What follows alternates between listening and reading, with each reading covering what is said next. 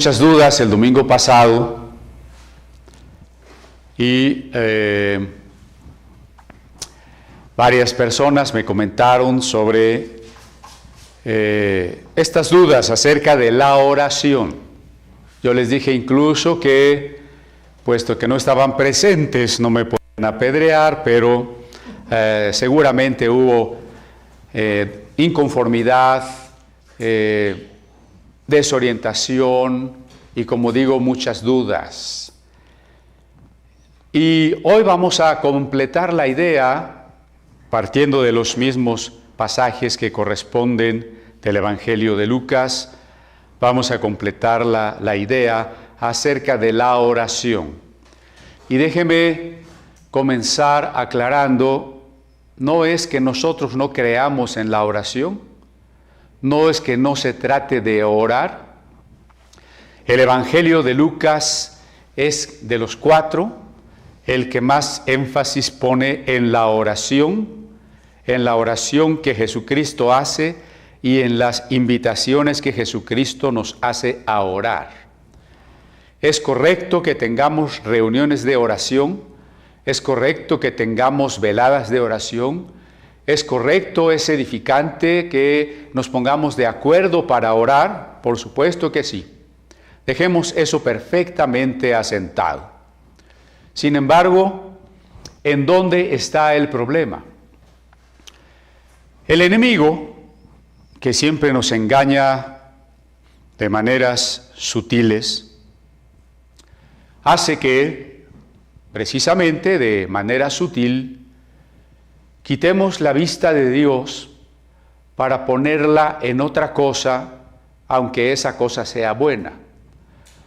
Poner la vista en la oración, en la Biblia, en la Santa Cena, en el aceite, en la fe. Me refiero a aquellas frases donde decimos, es que la oración tiene poder. Es que, y hay millones de visitas a los videos que presentan los versículos de poder. Es que hay salmos, es que hay versículos que tienen poder. Es que la fe tiene poder. Es que el aceite, es que la cena del Señor tiene poder. Y comencemos por ahí. La oración no tiene poder. La fe no tiene poder. La Biblia no tiene poder. No soy incrédulo. El poder es de Dios, solamente de Dios. Nuestra fe no tiene poder. Nuestra fe es la confianza en el que tiene el poder. Nuestra oración no tiene poder. Nuestra oración es la dependencia del que tiene el poder. La Biblia no tiene poder. La Biblia registra la palabra del que tiene el poder. Dios tiene el poder. Cuidado con hacer este desfase sutil y de quitar los ojos de Dios para ponerlos en cualquier cosa, aunque esa cosa sea buena. Les voy a contar una situación bastante triste. Había un cantante, Julio Melgar, muy famoso, aunque yo nunca había oído de él. Hace 2-3 meses le diagnosticaron cáncer en el páncreas. Y entonces mucha gente comenzó a orar por él. La nota informativa decía que durante esos 3 meses él había estado luchando, confiado en el poder de la oración. Vea, el poder de la oración. Y entonces hubo una reunión de cantantes famosos de este nuevo sistema comercial cristiano semejante al de Televisa, donde los cantantes cristianos se dan premios y se hacen millonarios y se hacen famosos. Y todos esos cantantes, algunos muy famosos, que presumen de tener el poder y la unción y el poder de la alabanza, otra cosa a la que le adjudicamos poder a la alabanza. En ese concierto ellos comenzaron a orar por sanidad, a declarar sanidad. Y después se hizo una cadena de oración. Fíjese usted qué fácilmente comenzamos a rayar en la superstición. Gracias a lo famoso de estos personajes, la cadena se trataba de que 13,000 personas oraran durante 13 días, por 13 minutos al día, por la sanidad de este cantante. ¿Qué sucedió? Que hace unos días murió. Entonces tengamos cuidado con suponer que la oración tiene poder y que si nosotros hacemos cadenas de oración, entonces Dios tiene que respondernos. Ahí es donde está el problema. Vamos a leer en el Evangelio de Lucas. Estamos en el capítulo 10 del Evangelio de Lucas. Estamos en Betania. Usted está mirando unas casas de Betania. Dice el verso 38 que aconteció, Lucas 10, 38, aconteció que yendo de camino entró en una aldea y una mujer llamada Marta le recibió en su casa. Esta tenía una hermana que se llamaba María, la cual sentándose a los pies de Jesús oía su palabra. Pero Marta se preocupaba con muchos quehaceres y acercándose dijo: Señor, ¿no te da cuidado que mi hermana me deje servir sola? Dile pues que me ayude. Respondiendo Jesús le dijo: Marta, Marta, afanada y turbada estás con muchas cosas, pero solo una cosa es necesaria y María ha escogido la buena parte, la cual no le será quitada. Hablando entonces de que no tenemos poder ni tenemos puesta la fe en la misma fe, fe en la fe, ni fe en la alabanza, ni fe en la oración, ni fe en la sangre de Cristo. Eso sí suena raro, ¿no? Porque entendamos que la sangre de Cristo es la frase que utiliza la Biblia para decirnos que Él murió por nosotros. Tenemos fe en Cristo, no en algo separado de Él como su sangre o su sagrado corazón. Tenemos, o en sus heridas de los clavos, ¿no? Tenemos fe en Cristo. No me malentienda. Más bien maduremos nuestra fe. Hemos estado hablando de madurar nuestra fe. Y madurar nuestra fe es entender que nuestra fe se dirige solamente a Dios. A Dios en cuanto Padre, en cuanto Hijo, en cuanto Espíritu Santo, pero solamente a Dios. Dejémonos de tantas supersticiones. Me han seguido llegando videos, mensajes de redes sociales, de teorías conspiracionistas, de negación de la pandemia, con una gran irresponsabilidad. Una noticia muy triste, diferente, pero también triste. Tras una reunión en Chile de la Iglesia Metodista Pentecostal, una reunión multitudinaria, incluso antes de que se establecieran los lineamientos de la cuarentena, se dio esta reunión. Desgraciadamente 40 pastores resultaron contagiados y el obispo murió. Entonces es una gran irresponsabilidad que estemos difundiendo información falsa sobre que no pasa nada, sobre que todo es un complot, una conspiración. Nos queda claro que todos los grupos de izquierda, de derecha, los empresarios, los financieros, van a utilizar esto y lo que sea para sus fines, para tener más dinero. Eso es otra cosa. Pero dejemos de pensar más allá de lo que podemos probar. En uno de los mensajes yo les decía, el cristiano debería tener una mentalidad científica. No es fácil. Por ahí uno de los videos, por cierto, de un cristiano, visto también en muchas congregaciones, decía es que a fulanito lo atropellaron y 2 días después murió en el hospital y dijeron que había sido por coronavirus, entonces todo es una mentira.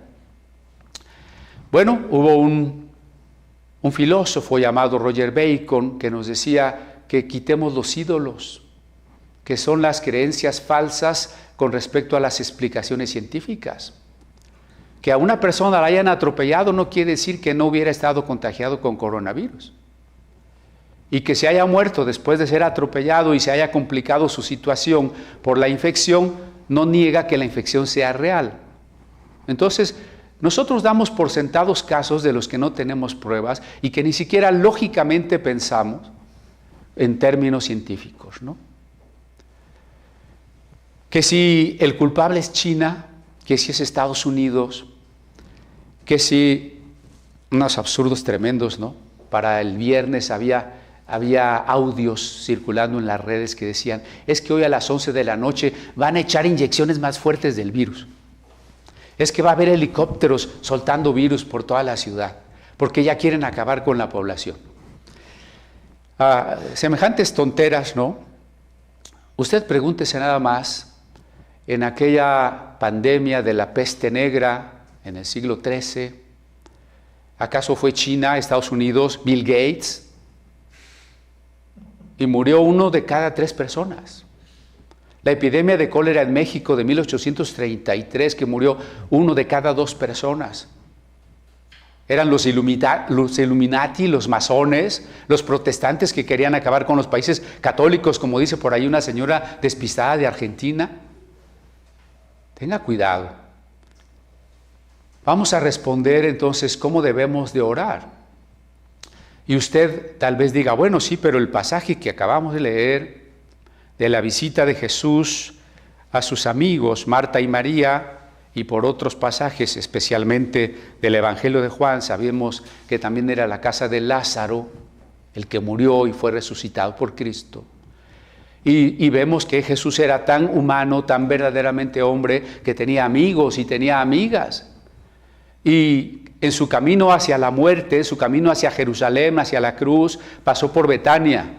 Y se tomó el tiempo de visitar a sus amigas Marta y María.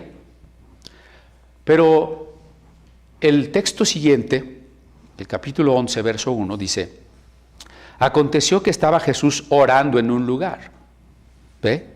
Lucas pone mucho énfasis en la oración. No es que no creamos en la oración. Estaba Jesús orando en un lugar y cuando terminó, uno de sus discípulos le dijo, Señor, enséñanos a orar, como también Juan enseñó a sus discípulos. Qué pasaje, me conmueve, ¿eh? Me conmueve ver cómo Jesús dependía de su Padre en oración.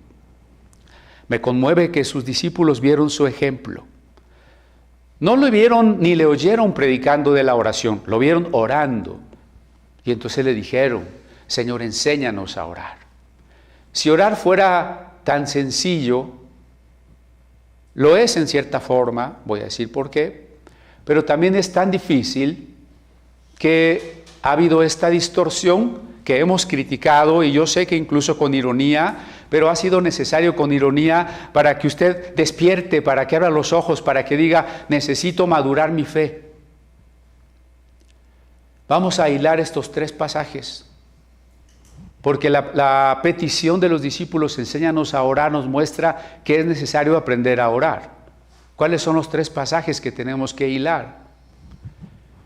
La historia que contó Jesús del buen samaritano, la visita a la casa de Marta y de María, y el momento en que los discípulos le piden a Jesús que les enseñe a orar, y es precisamente la redacción que registra y conserva Lucas acerca del Padre Nuestro, con ciertas diferencias a la que conserva Mateo.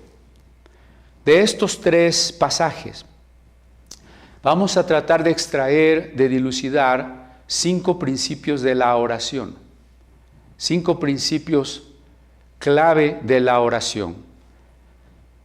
Son principios, no son fórmulas, no son pasos, Ya le he dicho en otras ocasiones que desconfíe de toda predicación que diga los 3 pasos para ser un cristiano poderoso, los 5 pasos para ser feliz.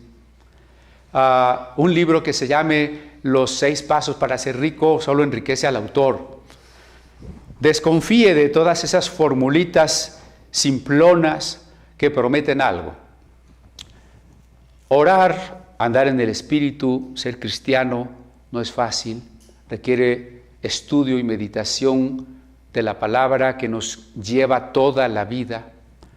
Requiere estar atentos a la guía del Espíritu Santo, que no se deja gobernar por nosotros, sino nosotros tenemos que dejarnos gobernar por Él, porque el viento no sabes de dónde viene ni a dónde va. Ese es el Espíritu que viene y nos dirige, y nosotros tenemos que esperar esa dirección. Los 5 principios. Voy a decir el primero. El primer principio de la oración es el amor. He dicho una frase que yo espero que usted memorice, que no se le pase por alto, y que define la oración brevemente. La oración es un diálogo de amor. Diálogo porque hablo con Dios y escucho la voz de Dios. Y de amor porque el quid, la esencia de la oración, tiene que ser ese encuentro íntimo, donde experimento el amor de Dios y donde expreso mi amor a Dios. Y ahí nos acercamos, por supuesto, a los pasajes más radicales acerca del amor, como el Cantar de los Cantares, los Efesios o el Apocalipsis, y por supuesto a los grandes místicos cristianos de los diferentes siglos del cristianismo. La oración es un diálogo amoroso. Y la oración, obviamente que en primer lugar está dirigida a Dios, pero en esa forma. Antes que pensar en pedirle a Dios algo, pensemos en expresarle nuestro amor. Siempre imagine la relación con Dios, la relación con Cristo, como la del esposo y la esposa, porque la carta a los Efesios, el Cantar de los Cantares que acabo de citar, así lo expresa. Es el matrimonio eterno entre Dios que nos amó primero y nosotros que hemos respondido al amor divino. ¿En qué relación de esposo y esposa, la esposa en este caso que representa a la iglesia, se dirigiría solamente y en primer término al marido solo para pedirle, y para pedirle, y pedirle, y siempre para pedirle? No sería una relación sana, no sería una relación amorosa. Nuestra oración debe llenarse ante todo, debe comenzar, debe estar guiada siempre por la expresión del amor a Dios. Eso lo encontramos implícito en la parábola del buen samaritano, porque el Evangelio de Juan dice, y en la carta, sobre todo en la carta primera de Juan, dice: el que no ama a su hermano no ama a Dios. El que no ama a su hermano no conoce a Dios. Dios es amor y el que conoce a Dios ama a su hermano. Entonces nuestra oración no será auténtica si no amamos al prójimo. Por eso me estoy refiriendo a la parábola y ahora regreso a eso. Pero voy ahora al Padre Nuestro. En el Padre Nuestro, cuando los discípulos piden que el Señor les enseñe a orar, les dijo: cuando oréis, decid: Padre nuestro que estás en los cielos, santificado sea tu nombre. Note, la primera expresión amorosa es la de unos hijos que se dirigen a un padre. Y que por supuesto no se van a dirigir a un padre solo para pedirle, sino van a dirigirse en la medida de su madurez a un padre para expresarle su amor. Esta palabra padre, a veces usada sobre todo en la palabra aramea Abba, como más familiarmente como papá, es una aportación que hace Jesús al judaísmo de su tiempo. Muy poco se llegaba a hablar de Dios como Padre. El teólogo Joaquín Jeremías es quien más ha estudiado la manera en que Jesús, de manera novedosa, presenta en su predicación y en su ministerio a Dios no solo como el Rey del universo, sino como nuestro Padre, y cómo nos invita a acercarnos de manera confiada y cariñosa, pero respetuosa a nuestro Padre. Por supuesto que si nosotros nos dirigimos a Dios con reclamos de que tú prometiste y que tu palabra dice y que ahora me cumples, tentándole, no es forma respetuosa. Incluso hay una forma que me sigue pareciendo irrespetuosa cuando alguien le dice, es que mi papito Dios me consiente mucho. Además de cursi, esa es una forma totalmente irrespetuosa. Creo que en una forma muy seria, porque todo lo de Dios es relacionado con lo más profundo de nuestro ser, eso quiero decir con seriedad, con gravedad. Podemos dirigirnos a Dios con la confianza de un Padre. Y note usted la primera preocupación de la oración. Santificado sea tu nombre. A lo largo del Padre Nuestro no vamos a encontrar nunca un decreto. No vamos a encontrar que Jesús diga, sí, les voy a enseñar a orar. Ustedes tienen que decretar y tienen que declarar riqueza y decretar éxito y prosperidad y tienen que cancelar todo lo malo y todas las enfermedades y tienen que atar problemas y demonios. Yo no encuentro nada de eso en el Padre Nuestro. Tampoco los discípulos le dicen a Jesús, Señor, enséñanos a orar, porque ya vimos que la oración tiene poder. Sí, ustedes deben de decir, Padre Nuestro, nos dirigimos a ti porque la oración tiene poder. La primera preocupación del Padre Nuestro es que el nombre de Dios, y en términos semitas, eso quiere decir la persona de Dios, Dios mismo, sea santificado. Dios es santo. No necesitamos, en ese sentido, pedirle a Dios que Él sea santo. No es ese el propósito. El anhelo que expresa esta frase es que el nombre de Dios sea reconocido por todos, que las demás personas amen a Dios, respeten a Dios, tengan fe en Dios. ¿Sí? ¿Sí me explico? Es un anhelo. Es un anhelo que es lo primero que nos debe guiar.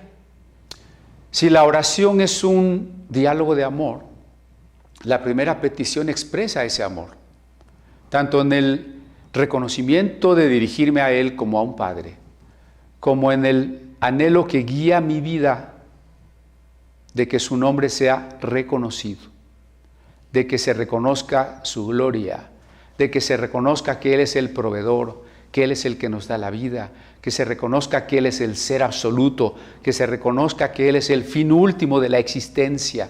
Eso es lo que me debe preocupar por sobre todas las cosas. Y entonces queda claro que no es solamente una guía de la oración, sino de la vida. No puede haber una falta de coherencia entre la manera en que oro y la manera en que vivo. Cuando yo oro mal, cuando oro de manera egoísta, solo estoy reflejando de qué manera vivo. Pero si yo oro porque amo, anhelo que el nombre de Dios sea reconocido y respetado, entonces mi vida y todo lo que hago, mis prioridades, están ordenadas por ese mismo anhelo.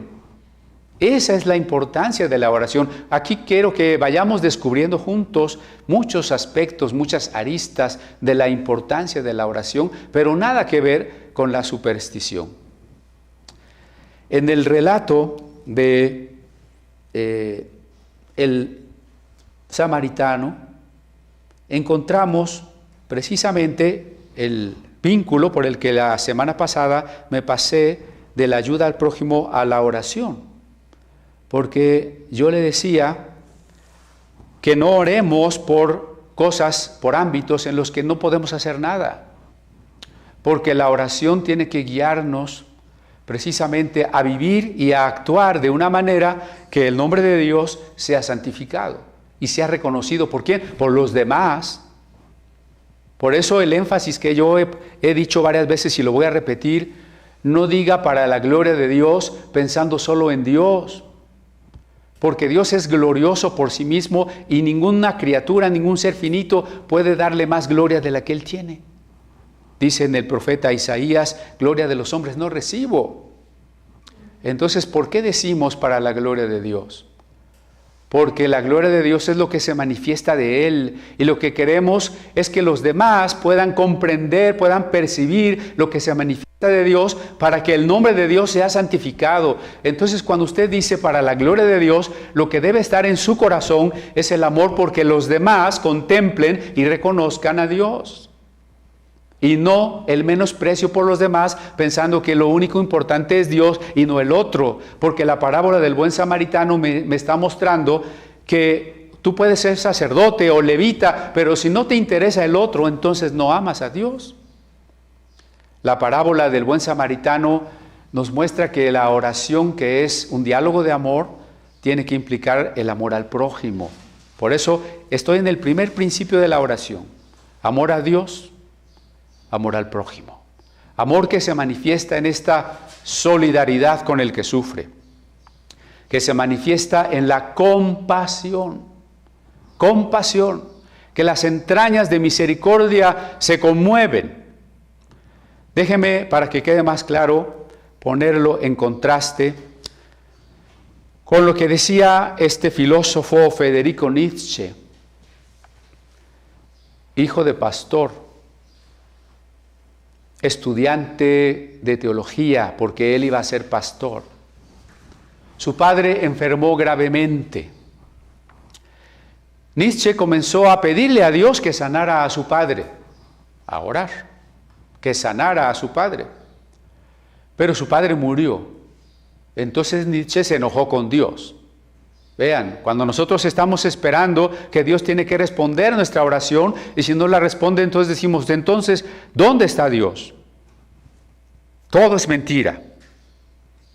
Nietzsche se volvió un profeta anticristiano. Y él expresaba su odio por Sócrates y por Cristo. Su odio por Sócrates porque Sócrates nos invita a entender que el concepto, que la razón es una sola y siempre la misma. Y su odio contra Cristo y contra el cristianismo, porque él decía, la compasión es lo más dañino que puede existir. Porque la compasión debilita nuestra energía vital, hace que se pierda el deseo de combatir. Y el hombre debe ser un superhombre, tomar el poder, imponer su voluntad, volverse fuerte. Claro, Nietzsche es el antecedente y es el ídolo de todo este relativismo. Y si se trata de que cada quien se haga fuerte y no tenga compasión por el débil, entonces toda esta manera de pensar contemporánea de la competencia, de la meritocracia, de ser siempre los ganadores, los mejores, entonces es correcta, si es que Nietzsche tiene razón. A Nietzsche realmente le producía un gran odio el cristianismo por esta compasión que tenía por el desahuciado, por el que no tenía remedio. Recuerden ustedes que los hospitales nacieron en el siglo II con los cristianos, que en vez de abandonar a los que la cultura grecorromana abandonaba porque no tenían dinero, porque de todas maneras ya se iban a morir, los cristianos brindándoles todo sin poderles cobrar porque era gente muy pobre, los recibía, les daba hospitalidad y los curaba o los cuidaba hasta que murieran. De ahí nació la palabra hospital. Entonces dice Nietzsche, ¿qué sentido tiene salvar al inútil?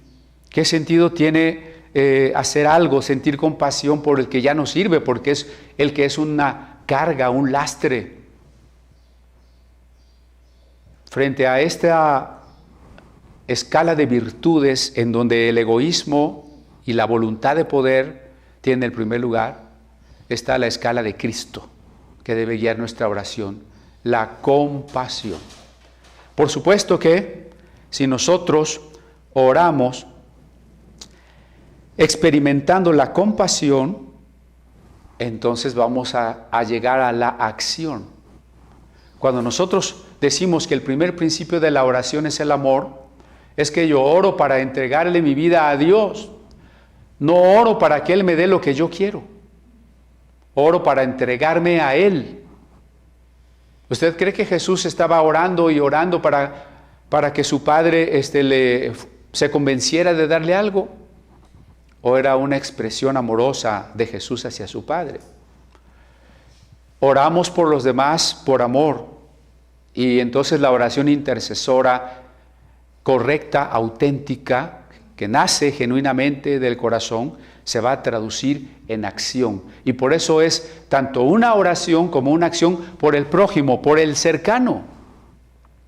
Cuando yo decía que no tiene sentido que usted ore por personas que no conoce, que ni siquiera sabe usted que existen y bien a bien quién es, ¿por qué no ora por su familia? ¿Por qué no sirve a su familia? Este tiempo de cuarentena es un tiempo de gran desafío para servir en la casa. Si usted está ahí en su casa dejando que la mamá lo haga todo, usted no es cristiano, o es un muy mal cristiano.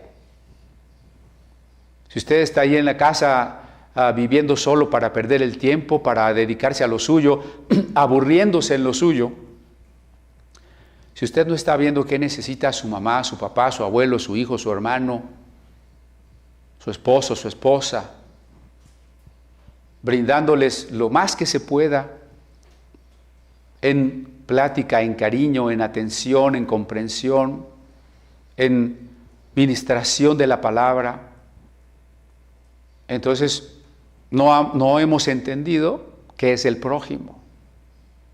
Y estamos orando por los médicos y las enfermeras, estamos orando por los que se están muriendo en Italia y por los que se están muriendo en España. Mejor póngase a trabajar en su casa. Ponga en práctica la compasión en su casa. Porque el primer principio de la oración es el amor auténtico. El amor auténtico a Dios. Y el amor auténtico a Dios implica el amor al prójimo. Y el amor al prójimo es el amor al cercano.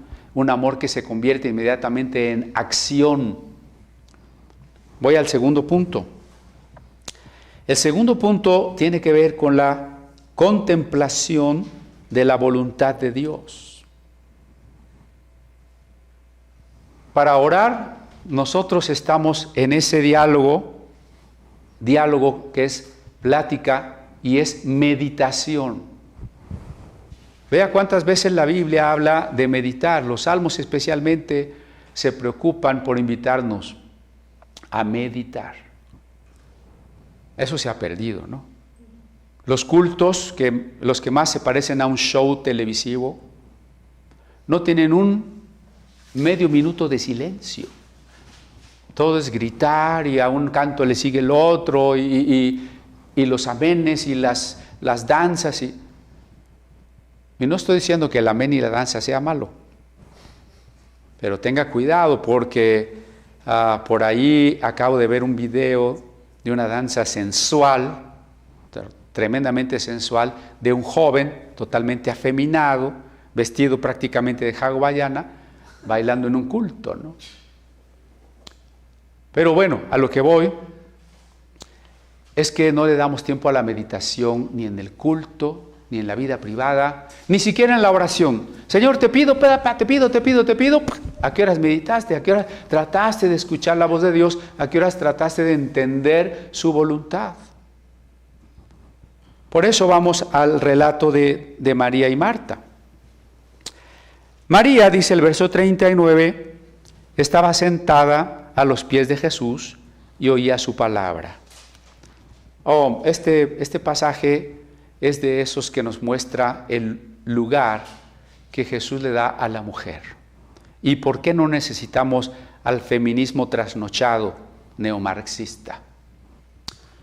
Allí Jesús y el relato de Lucas nos muestra que la persona importante de la casa, como dice, nótelo conmigo, en el verso 38, a la casa de una mujer llamada Marta.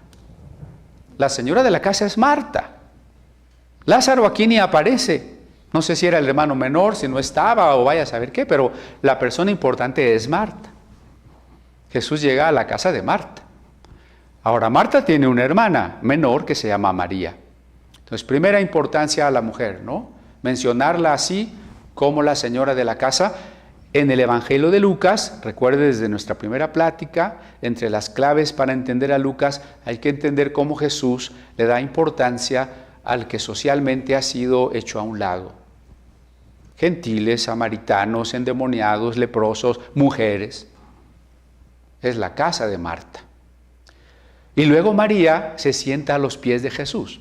¿Sabe usted que esa es una permisión y una postura solo para discípulos? ¿No dice Pablo que él estudió a los pies de Gamaliel?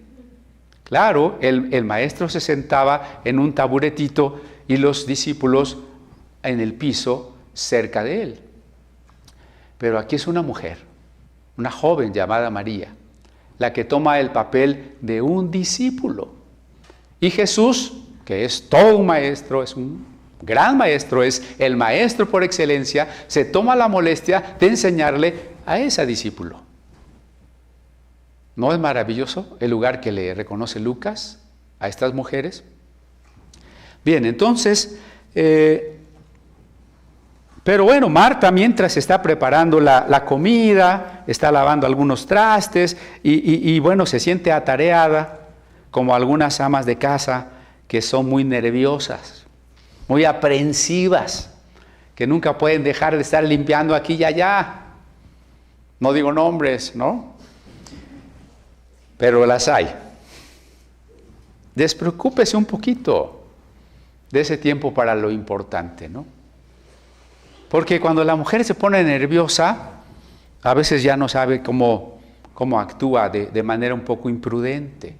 Y entonces viene Marta y le dice a Jesús ya en un tono de reclamo, yo no sé si hasta incluso rayano en lo grosero: Maestro, ¿qué no tienes cuidado? ¿Qué no te fijas? Mira, mi hermana ahí sentadota y yo bien apurada y no me ayuda. Por favor, dile que no esté de floja y que me ayude.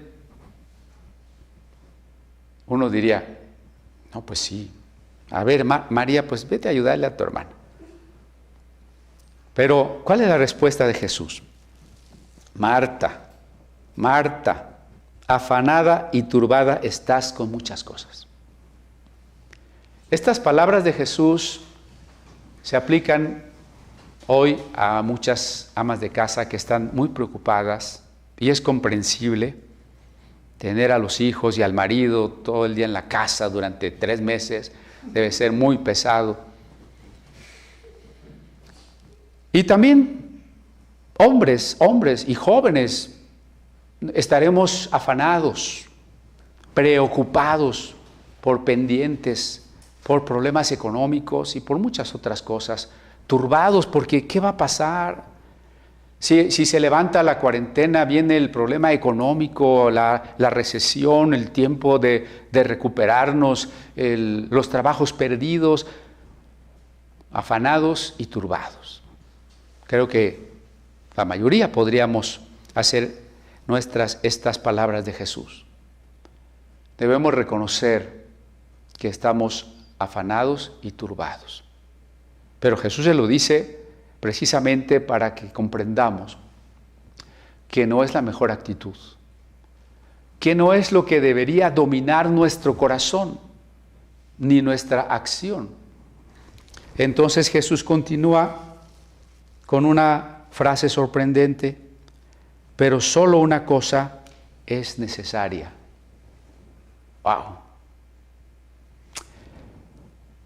Hay muchas cosas urgentes, hay muchas cosas que nos preocupan, hay muchos asuntos que resolver, sí, pero solo una cosa es verdaderamente necesaria. Solamente una cosa, diría Paul Tillich, debe ocupar nuestra preocupación última. Una, solo una. Y es que cuando nosotros no tenemos claro esto, cuando no contemplamos la voluntad de Dios, nosotros vamos a orar de maneras muy equivocadas. Decía Pablo en Romanos 8 que no sabemos pedir como conviene. ¿Cuánta verdad hay en ello? Dice Jesús, una sola cosa es necesaria y María ha escogido la buena parte, la cual no le será quitada. Esa única cosa necesaria es la única cosa intrínsecamente y últimamente buena. Y es la única que permanece, porque es la única que no le será quitada. Todo lo demás es pasajero. Gracias a Dios por lo que tenemos, por la provisión que nos da de lo que necesitamos. Pero todo pasa. Nuestra propia vida tiene que pasar. Cuando yo veo alguna fotografía o alguna película de hace años, actores, actrices muy guapos, muy bellas, muy jóvenes, y que uno dice, ya se murieron. ¿Cómo deben de haber gozado en ese momento de la fama, del dinero, de todo? Pero ya se murieron. Todo pasa. Nosotros también pasaremos. Solo una cosa permanece, la única cosa necesaria, la parte buena. Y esa es el anhelo profundo de que se realice la voluntad de Dios en nuestra vida. Por eso ahora voy al relato del Padre Nuestro. Padre nuestro que estás en los cielos, santificado sea tu nombre. Primera preocupación, el amor a Dios. Venga tu reino, hágase tu voluntad, como en el cielo, así también en la tierra. Ambas expresiones tienen que ver con un sometimiento a la voluntad divina. Que Dios sea el Rey de nuestra vida, no el Rey del universo, el Rey de nuestra vida. Que se haga su voluntad. Ahora, note que no se trata de convencer a Dios, no se trata de que Dios es una especie o un equivalente del genio de la lámpara maravillosa, porque muchas de las oraciones son así. Si se frotaba la lamparita y salía el genio y le decías, genio, quiero tal cosa, entonces ahora muchas personas piensan que orando y pidiéndole a Dios tal cosa nos va a resolver el problema y nos va a dar lo que queremos. No necesariamente Dios nos va a dar lo que queremos. A veces nuestra oración ni siquiera va a ser escuchada por Dios. Ah, caray, ¿no será eso una falta de fe? No, le voy a explicar por qué. De repente hay una expresión piadosa, ¿no? Es que Dios siempre contesta. Sí, no, espera, pero Dios contestó. No. Allá en el profeta Isaías, tanto en el capítulo 1 como en el capítulo 58, dice claramente, cuando ustedes oigan, yo no oiré. Yo me taparé los oídos. Entonces hay oraciones que Dios no escucha. ¿Cuáles son las oraciones que Dios no escucha? Y no se haga ilusiones de que sí, Dios lo escuchó y ya después se lo va a dar. No la escucha. ¿Cuándo es que Dios no escucha? Allí Isaías 1 y 58, léalos usted en su casa con mucha calma, nos está diciendo cuando no hay coherencia entre una vida de justicia con el prójimo, la oración no es escuchada. La primera carta de Pedro dice, si ustedes tratan mal a sus esposas, primera de Pedro 3, sus oraciones no serán escuchadas. Ahí está, maridos, ¿no? No dice que Dios luego les va a contestar, dice no serán escuchadas. Isaías dice así, esa metáfora, Dios se va a tapar los oídos cuando somos injustos con el prójimo. Entonces vea cómo se van vinculando los principios de la oración, el amor a Dios, el amor al prójimo, principio número 1, principio número 2, la búsqueda en primer término de la única cosa buena, de la única cosa necesaria, de la única cosa que permanece, la voluntad de Dios. Me sorprende cómo Lucas hizo esta amalgama del tema tan bien conectada. Solo la voluntad de Dios. ¿Y por qué tenemos que orar para que se haga la voluntad de Dios? Es que si no oramos, la voluntad de Dios no se hace. La voluntad de Dios se va a hacer si usted ora o si no ora. Entonces, ¿para qué oro? Oro para que yo me someta a la voluntad de Dios. ¿Me explico? Dios nos creó como seres libres. Somos tan libres que pecamos. Si usted niega la libertad, negaría el pecado, ¿no? Porque si usted no fuera libre, ¿cómo podría pecar? Entonces alguien le obliga o algo le obliga a pecar, entonces el pecado no es pecado. El pecado es pecado porque es una decisión libre del ser humano. El ente libre que es el hombre necesita rendirse a la voluntad divina. Dios es soberano, Dios es todopoderoso. No necesito pedirle a Dios que haga su voluntad para que la haga. Dios la va a hacer. La pregunta es, ¿yo voy a participar de su voluntad? ¿Voy yo a experimentar la buena voluntad que Él tiene para conmigo? Ahí es donde está el problema, porque con respecto a los seres libres, a los seres que tenemos ese libre albedrío, la voluntad de Dios no se impone en automático. Dios nos invita, el Espíritu Santo nos invita y nosotros podemos responder sí, nosotros podemos endurecer el corazón, cerrar los oídos, endurecer la cerviz. Y por eso dice Romanos 12, 1 y 2. Ofrézcanle la vida a Dios como un sacrificio agradable para que experimenten la perfecta, buena y agradable voluntad de Dios. En ese sentido, la voluntad de Dios no se va a hacer en mí si a mí no me interesa. Si Jesús está enseñándonos a orar para pedir que el reino y la voluntad de Dios se hagan, es para que se hagan en nosotros. En nosotros. Por eso el Padre Nuestro es también un tema solidario, ¿no? No es el Padre mío, es el Padre Nuestro. Por eso es el amor al prójimo. Que el reino de Dios y la voluntad de Dios se hagan en nosotros. Pero un tercer principio de la oración tiene que ver con las prioridades correctas. En realidad, un principio se deduce del anterior, ¿no? Las prioridades correctas. ¿Cuáles son esas prioridades correctas? Pues las estamos viendo aquí en el Padre Nuestro.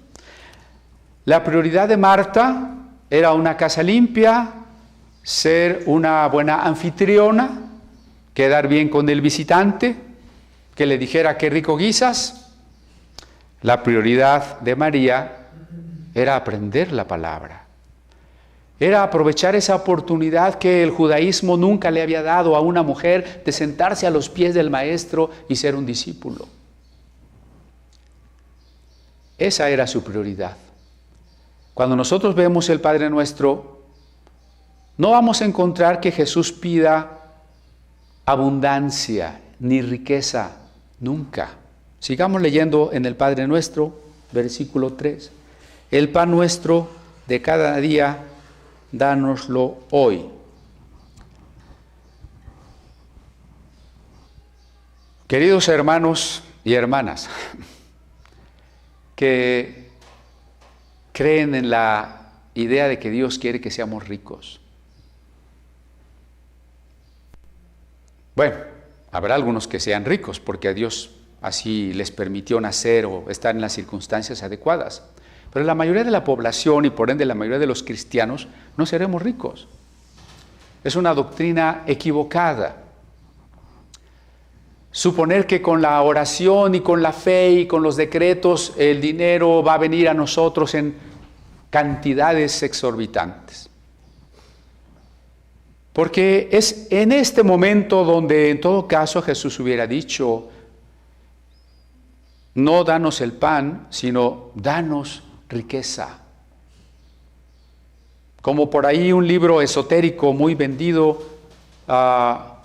que se llama Padre Rico, refiriéndose a Dios, y que en él subyace la idea de que si Dios es un Padre rico, pues nosotros somos sus hijos, tenemos que ser ricos. Y como dicen algunos hermanos, si Dios es el dueño del oro y de la plata, pues dame tantita, ¿no, Señor? Jesús, que pudo haber pedido eso, y que el diablo le invitó a pedir eso, la tercera tentación del desierto. No lo pide. No lo pide nunca, ni nos enseña a pedirlo. Nos enseña a conformarnos con el sustento indispensable.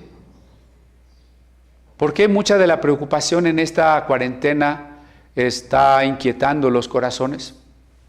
Por la cuestión económica. ¿Qué va a pasar si mis ahorros empiezan a bajar, si me están pagando la mitad del sueldo, si después quién sabe qué va a pasar con los bancos, con los empleos, etcétera? Pidamos el sustento. El sustento, pero además el sustento del día, ¿no? Danos hoy nuestro pan de hoy, dice Jesús. ¿Qué no sería aparentemente más fe decir, Señor, danos el pan de todo este año? Es más, de toda la vida. Yo tengo tal fe que yo sé que en toda mi vida nunca me va a faltar nada. ¿Por qué a Jesús no se le ocurrió eso?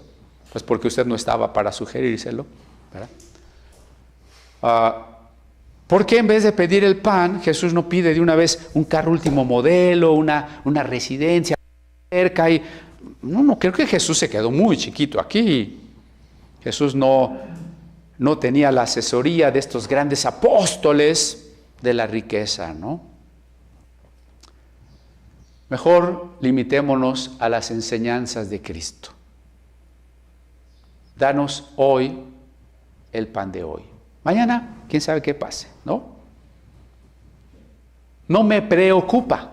Sí me ocupa porque trabajo, pero no me preocupa porque sé que Dios que me provee hoy me proveerá mañana y ya. ¿Y de qué me va a proveer? De lo indispensable. Y si alguna vez me da un poco de más, lo agradeceré y me gozaré mucho y lo compartiré con el que no tiene. Pero me basta hoy el pan de hoy. Ahora, ¿por qué hay que pedírselo a Dios? Era parte de lo que decíamos la semana pasada. Si Dios sabe de qué cosas tenemos necesidad, si Dios sabe que necesito el pan de hoy, ¿para qué le tengo que pedir el pan de hoy? Cuando yo digo que Dios sabe, no estoy diciendo que no ore, pero ya acabo de explicar que la oración es un sometimiento a la voluntad de Dios. Es un reconocimiento de nuestra dependencia de Dios. Señor, te pido el pan, yo sé que me lo vas a dar y yo sé que tú conoces mi necesidad, pero también yo quiero expresarte mi necesidad porque estoy haciendo más consciente y vívido el sentimiento de la infinita dependencia que tengo del absoluto, que es el sentimiento profundamente religioso, cuando el ser finito siente hasta lo más profundo de su espíritu su dependencia del absoluto. El pedirle a Dios es tener siempre presente que dependemos de Él.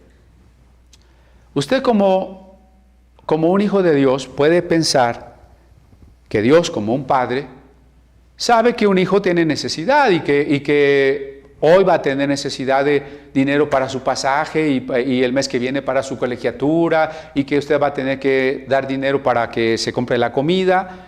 Por supuesto que usted lo sabe, pero ¿qué pasa si usted le dice al hijo, a ver hijo, aquí está todo este dinero para todo tu mes?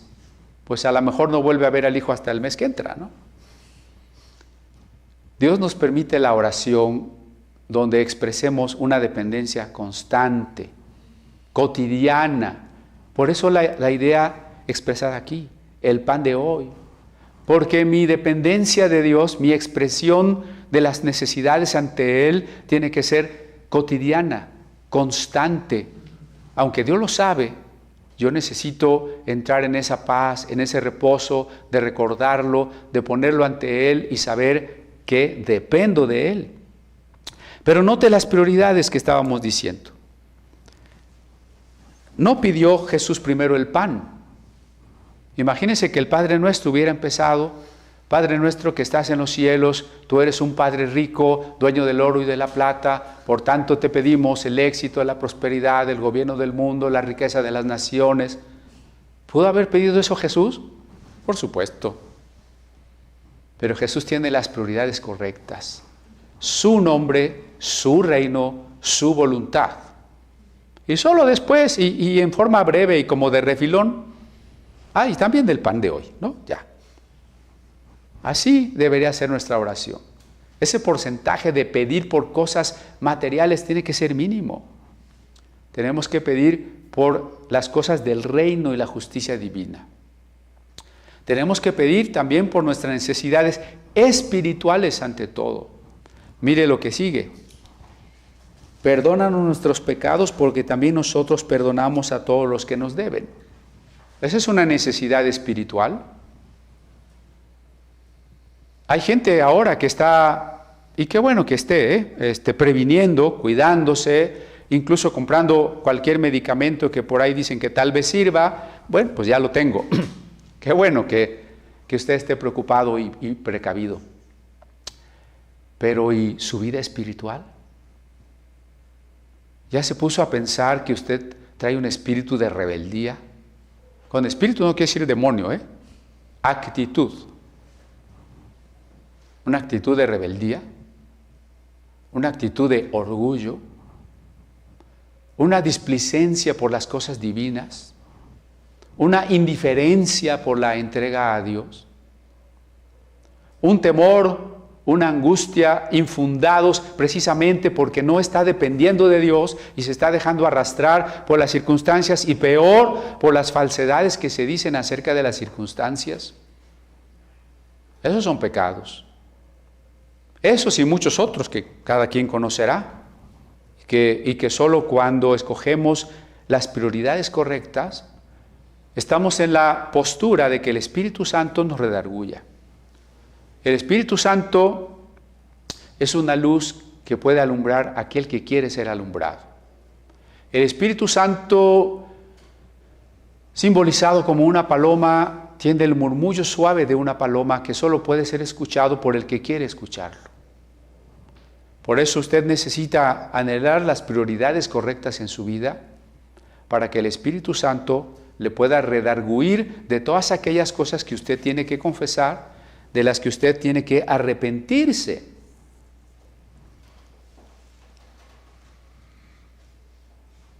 En esta fragmentación de la realidad, o hay una fragmentación de la realidad, cuando no tenemos las prioridades correctas, porque solo vemos una parte. Cuando usted no ponga el reino de Dios y el nombre de Dios en primer lugar, la voluntad de Dios, cuando usted no lo haga, toda su percepción de la realidad va a ser fragmentaria. Usted le va a dar importancia a lo que no tiene la importancia última. Le va a dar importancia a lo que no permanece. Y entonces a veces acabamos pensando que lo verdaderamente importante es el pleito que tenemos con el otro, y ganar ese pleito, ganar ese dinero. Nosotros tenemos la razón. Nuestra percepción fragmentaria siempre va a hacer que el otro esté equivocado y que yo tenga la razón. Nuestra percepción fragmentaria siempre va a hacer que lo material, lo económico, sea para nosotros más importante. Y aunque no lo digamos con esas palabras, es lo que más tenemos en la mente, lo que más nos preocupa, por lo que más luchamos. Pero nosotros tenemos que entender que nosotros somos sacerdotes ante Dios y que cuando nosotros oramos ante Él, nos está invitando a una entrega absoluta. Por eso, el punto número 1 es el amor. El punto número 2 es la contemplación de su voluntad. El punto número 3 se desprende de ahí, es las prioridades correctas. El punto número 4 es la libertad de entregarnos absolutamente. Cuando Dios sabe lo que necesito y cuando Dios va a hacer las cosas aunque yo no se las pida, por ejemplo, si yo no le digo, venga a tu reino, entonces el reino no viene. Si yo no le digo, hágase tu voluntad, entonces su voluntad no se hace. Por supuesto que sí. Entonces, ¿de qué sirve mi oración? Mi oración sirve como un momento de entrega de mi ser. Entonces, cuando yo estoy orando, lo que tengo que estar haciendo es rindiéndome a Dios. Eso es lo que se llama la llenura del Espíritu Santo. Y ahí es donde debemos terminar de quitarle a la oración todo lo mágico. Porque nosotros venimos de una costumbre medieval, donde los seres humanos, especialmente los laicos, estamos en este mundo natural, sujetos a las leyes naturales. Hay un cielo al que tenemos que llegar. ¿Y qué establece el puente entre nosotros y ese cielo al que tenemos que llegar? Una institución religiosa que nos brindaba los sacramentos, que nos perdonaba los pecados y que además, apoyada o constituida también por los sacerdotes y luego por los santos y hasta por los ángeles, era toda una cadena intercesora. Y entonces el creyente estaba acostumbrado a acercarse al director de conciencia y decirle, necesito que haga una misa o que pida por mí por tal cosa.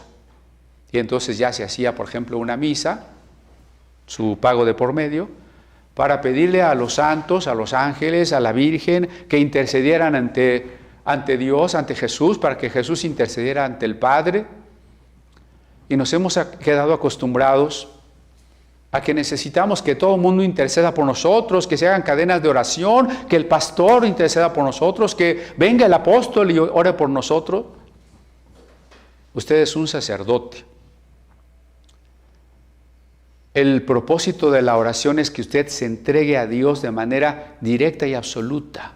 Por eso cuando Cristo Jesús murió, el velo del templo se rasgó, abriéndonos el camino a todos, hasta el trono mismo de la gracia.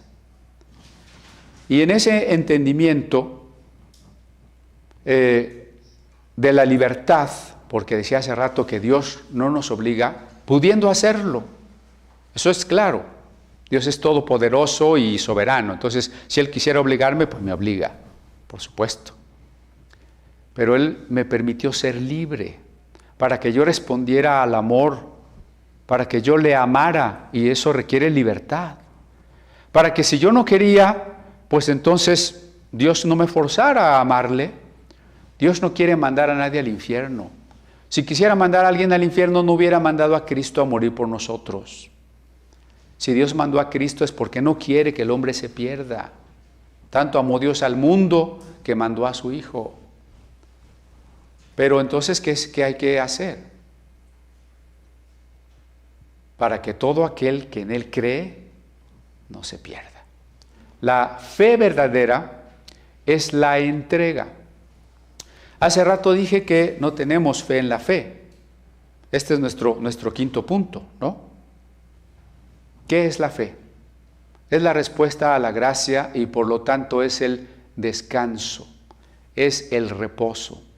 Es el saber que yo pertenezco a Dios, que yo tengo las prioridades de Dios en mi vida, que el Espíritu Santo me redarguye, que el Espíritu Santo me llena y que cuando yo he elevado a Dios mi necesidad, mi alabanza, mi intercesión o cualquier otra cosa, yo reposo en Él.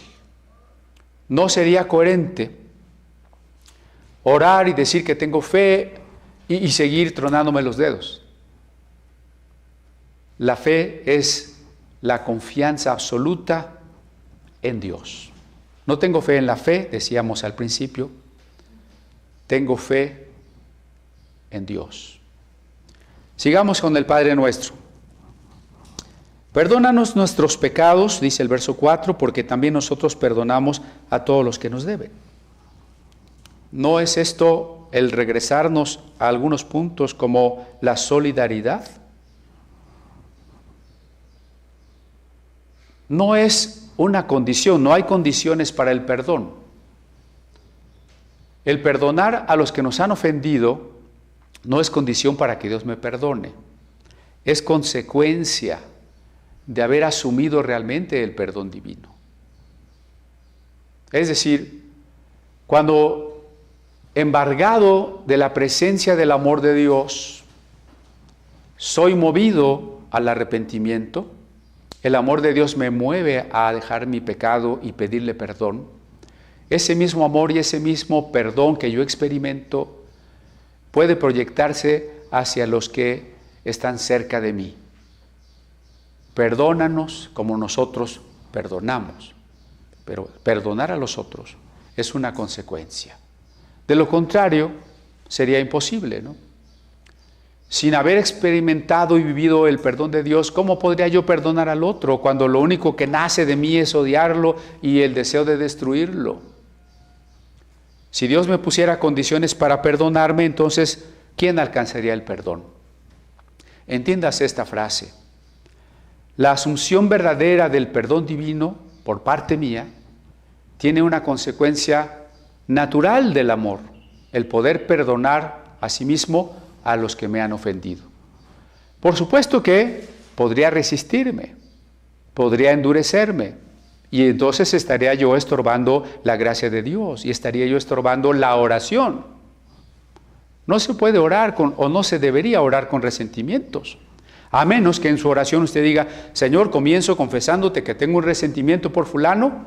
Bueno, eso sí se vale. Si a continuación usted dice, pero con tu ayuda estoy dispuesto a dejar ese resentimiento, ¿no? Sigue la oración. Y no nos metas en tentación, mas líbranos del mal. Cuando decimos que Dios no nos meta en tentación, significa que si yo le pido eso a Dios, entonces ya no voy a tener tentaciones. Por eso, mire, le comentaba yo que no seamos supersticiosos y entendamos qué quiere decir pedirle algo a Dios. Si suponemos que pedirle algo a Dios es que ya no va a haber problema, estamos equivocados con respecto a la oración y sobre todo estos intentos que se han hecho ahora de orar para que se acabe el coronavirus. Estaba viendo unos videos tristes de iglesias a donde llega las fuerzas de seguridad y dicen, oigan, es que ustedes no pueden estar reunidos aquí con tanta gente. Y sale el pastor y en otro caso la pastora y dicen, no, es que nosotros tenemos fe, es que nosotros ya oramos, es que aquí no pasa nada, es que Cristo nos mandó a sanar a los enfermos. Sí, si usted tiene que ayudar, si usted tiene que llevar comida, si usted tiene que hacer una visita, si usted tiene que orar por un enfermo, hágalo. Hágalo, y lo decíamos como cuando hablamos del samaritano, en toda ayuda hay un riesgo y hay que asumirla, hay que asumir el riesgo. Pero suponer que estamos aquí reunidos porque nosotros somos, diríamos, que invulnerables al virus porque nosotros tenemos fe, es un malentendido de la fe. Entonces, no piense que porque le pedimos algo a Dios, ya no va a pasar ningún problema. Y entonces no falta en estos malos entendidos que les platico, quien decía, no, es que el virus lo mandó Dios para castigar a los malos porque la gente no se arrepiente. Ojalá fuera cierto, entonces estarían muriendo los malos. Pero lo malo es que los virus no tienen don de discernimiento. Y se andan muriendo el bueno y el malo, y el joven y el niño y el viejito, y el cristiano y el no cristiano, ¿no? Y otros, no, es que el virus lo mandó el diablo y entonces por eso nosotros estamos en oración contra el virus. No hay ningún pasaje de la Biblia que nos ponga a orar contra los virus o contra las bacterias o contra cualquier otra cosa. De ese tipo natural que es parte de la creación. A eso me refiero. La fe no es eso. La confianza en la voluntad de Dios no es eso. La fe es reposar y entender que mi fe necesita crecer y ser probada. Entonces cuando dice, no nos metas en tentación, ¿ya no voy a tener tentación? Sí. ¿Y entonces Dios no me contestó? Sí, sí te contestó. Porque lo que en el fondo está expresado por ti, o debería estar expresado por ti, es que le estás entregando tu ser a Dios. Y que cuando venga la tentación, nos vamos a mantener en esa decisión de entregarle nuestro ser a Dios. Cuando Jesús, y eso ya lo vimos en Lucas también, cuando Jesús fue bautizado en agua y el Espíritu Santo vino sobre él y le llenó, y a partir de ese momento fue el Cristo, el ungido, la primera acción a la que el Espíritu Santo le guió fue a ir al desierto para ser tentado del diablo. Entonces, si somos llenos del Espíritu Santo, si oramos mucho, si ayunamos, ya no vamos a ser tentados. Al contrario, vamos a ser tentados, vamos a ser más tentados. Ah, caray, entonces, bueno, porque la oración no termina allí. Mas líbranos del mal. Santiago dice que nuestra fe tiene que ser probada como el oro y tiene que ser refinada. La fe inmadura, esta de la que hemos estado hablando, todavía está enfocada solo a pedirle a Dios, todavía está enfocada a decretar y a cancelar. La fe inmadura todavía está muy confundida con la superstición, se revuelve con la superstición. Y por supuesto con la frustración cuando no sucede lo que hemos pedido, lo que estamos esperando. Pero la fe probada, la fe refinada en el horno de la prueba, como el oro refinado, es una fe que ha entendido que solo tenemos una posible respuesta ante Dios, y es la entrega y el reposo en su gracia, la entrega absoluta a su amor. Y de esa manera encontramos, pues, voy a adelantarme solo un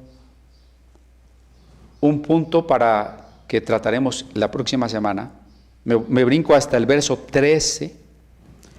Pues si vosotros siendo malos sabéis dar buenas dádivas a vuestros hijos, ¿cuánto más vuestro Padre Celestial dará el Espíritu Santo a los que se lo pidan? ¿Por qué? Porque todo el resto del pasaje después del Padre Nuestro está diciendo de un hombre que va a medianoche y pide a su amigo unos panes y está invitándonos a pedir y recibiremos, a buscar y encontraremos, a llamar y se nos abrirá. Y entonces alguien diría, ya ves, ahí dice que pidamos y que pidamos mucho hasta que Dios nos dé. No, porque al final Jesús está diciendo cuáles son las prioridades correctas. ¿Cuál es la prioridad? ¿Qué está diciendo Jesús que debimos haber pedido por sobre todas las cosas? El Espíritu Santo. ¿Y qué necesitamos para ser llenos del Espíritu Santo? La entrega. Termino recapitulando. La oración no debe confundirse con la superstición. Incluso los deportistas, antes de un partido de fútbol, antes de una pelea de boxeo, se persignan, oran, y solo uno gana, ¿no? No sé si porque uno oró con más fe que el enemigo, ¿verdad? La oración no es para eso.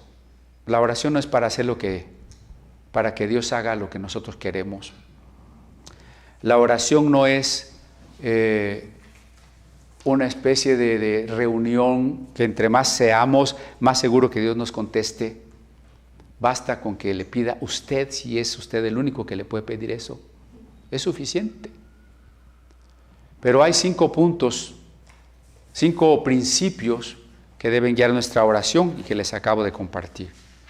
El amor, la contemplación de su voluntad, las prioridades, la entrega absoluta y el reposo en su amor y misericordia. Amén.